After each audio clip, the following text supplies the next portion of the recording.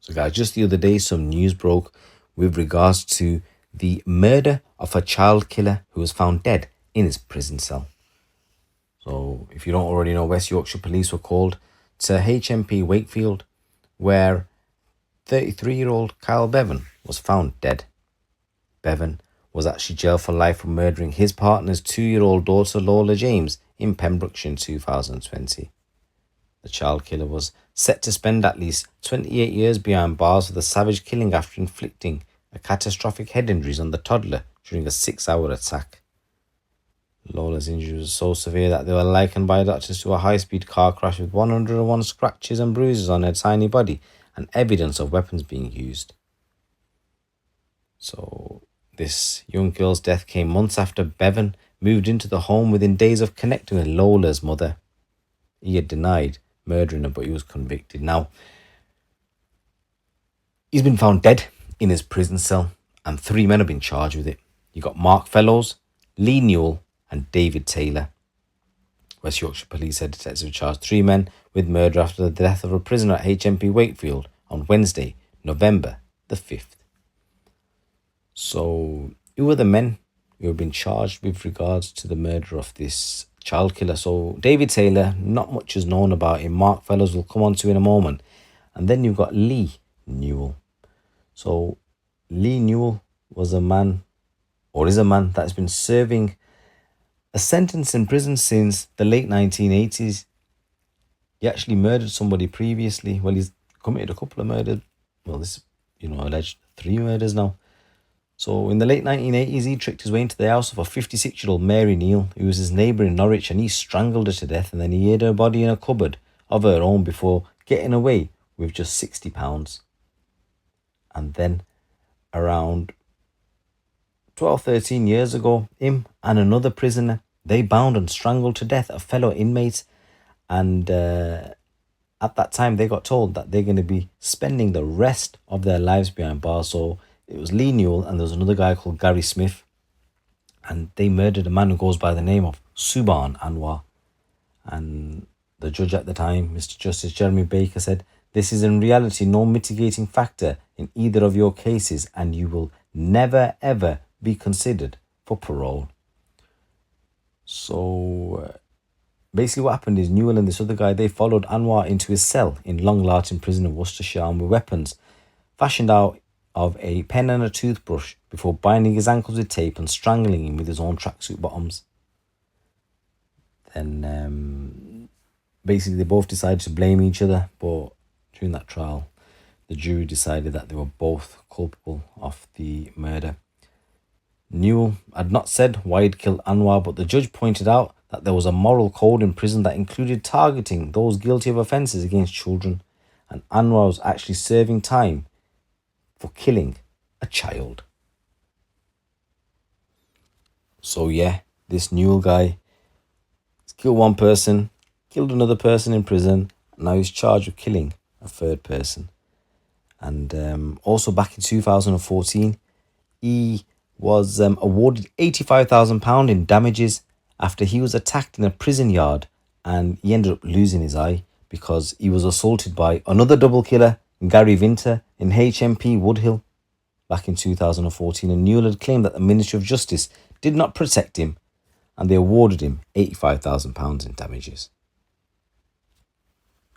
And then the third lad, Mark Fellows, he was nicknamed the Iceman, and he's an English hitman convicted of the murders of John Kinsella and Paul Massey. They were rival enforcers to the anti-A-team criminal network. At the time of his conviction, he was one of a number of prisoners sentenced to a whole life term. So what's his story? Check this out. Fellows was believed to be the gun for hire called on to kill a leading figure in a rival gang, Paul Massey, in 2015 with an Uzi submachine gun. He shot Massey and then pursued his target up the driveway of his home on Manchester Road in Salford to finish him off. Known as Salford's Mr. Big, Massey was one of the city's most well-known figures. 3 years later, Fellows murdered Massey's pal from Liverpool, John Scouse Kinsella. The hitman Fellows cycled up to his target near the village of Rainhill in Merseyside as his target walked the dogs. He shot him twice in the back and then calmly approached his victim to shoot him twice more in the back of the head. Fellows was handed a whole life term in January 2019 following a 26-day trial, which ended with him being convicted of 2 counts of murder. When he was jailed, Mr. Justice William Davis said, "So far as is known, you had no personal relation to Paul Massey. The only sensible conclusion is that you were a gun for hire, prepared to kill whoever you were asked to kill by those who hired you." As I said, he was handed a whole life term. Basically, this means he can never apply for parole. Just 2 weeks after he shot dead Massey, Fellows was actually shot himself outside his grandmother's house. Just a month after he was jailed, Fellows was attacked with a razor blade inside HMP Wakefield in Cambridgeshire. He was left with a scar after that incident, and he also appeared in court trying to challenge his whole life term, but that didn't go well. It's also understood that the latest attack on Fellows happened at HMP Wakefield last night, and it's also believed that, as I said, he's been stabbed to the back of his head and neck in the prison's grounds, and he wasn't in his cell at the time. So I just thought I'd go into the story a little bit further with regards to why he's in prison. So it's believed that it all started with a drink thrown in a nightclub, and it led to 4 years of bloodshed, including 2 murders, at least 7 shootings, and an escalation of tit-for-tat violence, which was reminiscent of the Gunchester era of the 1990s. Mark Fellows, as I said, he's become one of a number of prisoners in England and Wales who's going to be serving a whole life sentence because he was found guilty of the murder of Paul Massey and John Kinsella. The Salford hitman was nicknamed the Iceman because of his calm exterior, and he fired 18 bullets with an Uzi submachine gun at Massey in July 2015 before shooting dead his associate Kinsella 3 years later. The execution-style murders shocked the criminal underworld of the northwest England. Massey was 55 and he was a well-known face in Salford. Kinsella, he was also a well-respected figure, having intervened when a gangster threatened footballer Steven Gerrard. The unsolved murder of Massey loomed over Greater Manchester Police for 3 years. Detectives had 100 names as possible suspects of who's who of the Salford underworld, while facing a wall of silence from the public who feared repercussions if they spoke. Even when a 7-year-old boy and his mother were shot in the legs on their doorstep as the feud escalated, no witnesses were forthcoming. It made solving the murder one of the most difficult in Manchester's history.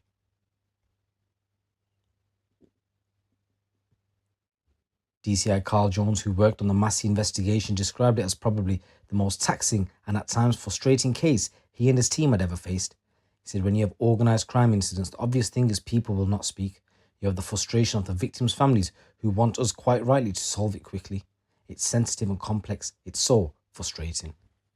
The murders were part of what police described as a war between the rival Salford gangs, the A-Team, which was associated with Massey, and the Anti-A-Team. Detectives believe it started when a woman threw a drink over a member of the A-Team in a nightclub in summer 2014.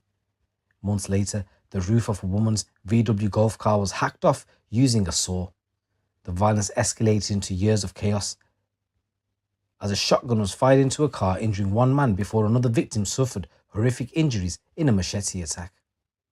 In March 2015, a hand grenade was thrown at an A-Team family member's house, luckily exploding outside the property, in a series of reprisal shootings followed as detectives struggled to contain the violence. Fellows was already in the frame for Massey's murder when he gunned down Kinsella. It was believed the killings were strikingly similar, execution-style shootings by a man believed to have fled on a bicycle, but the breakthrough came when detectives investigated the Kinsella murder found a Garmin watch used by Fellows for long-distance running. The watch, it transpired, had recorded the hitman carrying out a reconnaissance run shortly before Massey's killing. Its data correlated with hundreds of hours of CCTV and mobile phone data that had been analysed by officers from both forces. So the end result was that Fellows was found guilty of the murders of both Massey and Kinsella, but found not guilty for the attempted murder of John Kinsella's partner. Fellows was also in the dock with his co-D, Stephen Boyle. He was found convicted of the murder of Kinsella, but cleared of the murder of Massey and the attempted murder of John Kinsella's partner.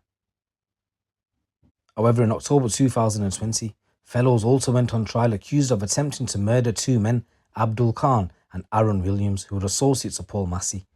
In 2015, There were a number of incidents as a result of a dispute between two Salford organised crime groups. As I said, they called themselves the A-Team and the Anti-A Team.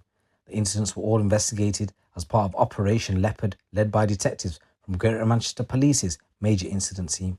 The first incident investigated as part of Operation Leopard Phase 3, it happened on 18th of February 2015. 3 men were parked in a car when 3 shots were fired at point-blank range into the driver's door.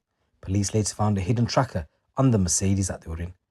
The second happened on the 21st of March 2015. 2 other men were near one of their cars when they were attacked with a machete and a baseball bat.